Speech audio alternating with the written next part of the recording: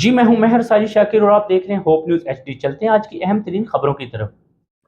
خبر شامل کرتے ہیں سرگودا کی تحصیل بھلوال سے ہمارے نمائندہ قمر زمان انقلابی کی رپورٹ میں۔ بھلوال میں ایک پروقار تقریب کا انعقاد کیا گیا جہاں لیاقت علی حیدری کے بیٹی کی دعوت ولیمہ مقامی میرج ہال میں منعقد ہوئی۔ یہ تقریب ایک بڑی سیاسی اجتماع کی شکل اختیار کر گئی جہاں شہر کی معروف سیاسی، سماجی اور تاجر برادری کی اہم شخصیات نے بھرپور شرکت کی۔ تقریب میں پاکستان کی سیاست سے وابستہ نمایاں شخصیات نے شرکت کی جن میں سابق وفاقی وزیر چودھری ندیم افضل چند، پی ٹی آئی کے رہنما نعیم حیدر پنجتا، مرکزی انجمن تاجران کے صدر مرزا خالد، معروف سماجی شخصیت چودھری ناصر علی وڑائچ، الحاج محمود احمد کھوکر سمیت دیگر کاروباری، سیاسی اور سماجی شخصیات شامل تھیں۔ مہمانوں نے نہ صرف نوبیاتا جوڑے کو مبارکباد پیش کی بلکہ ملک کی سیاسی، معیشت اور مقامی مسائل پر بھی تبادلہ خیال کیا۔ اس موقع پر چودھری ندیم افضل چند اور دیگر رہنماؤں نے خطاب کرتے ہوئے کہا کہ عوامی مسائل کے حل کے لیے تمام طبقات کو مل کر کام کرنا ہوگا۔ انہوں نے نوجوان نسل کو متحرک کرنے اور مثبت سیاسی سرگرمیوں میں شامل ہونے پر بھی زور دیا۔ تقریب کے دوران کاروباری برادری کے نمائندوں نے تاجر طبقے کو درپیش مسائل پر روشنی ڈالی اور حکومت سے مطالبہ کیا کہ مقامی صنعتوں اور کاروبار کے فروغ کے لیے مؤثر پالیسیوں کا اعلان کیا جائے۔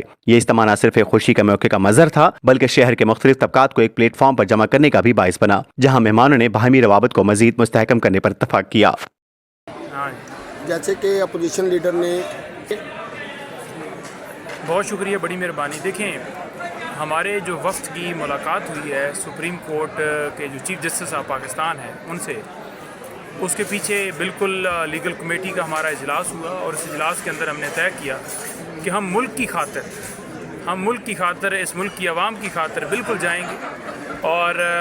بالکل وفد جو ہے وہ ہمارا گیا، اور جو عوام کے مسائل ہیں، جو اس ملک کے مسائل ہیں، جو آج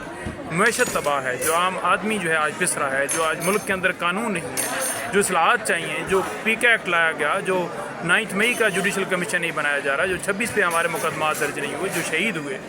جو اس وقت ہمارے لوگ مسنگ ہیں، جو مسنگ کا سلسلہ ہے وہ جو جاری ہے، جو ملک کے اندر فسطائیت ہے، جو آئین کو پامال کیا گیا ہے، وہ تمام تر چیزیں ان کے سامنے رکھی ہیں کہ یہ چیزیں ہوئی ہیں اور ان چیزوں کو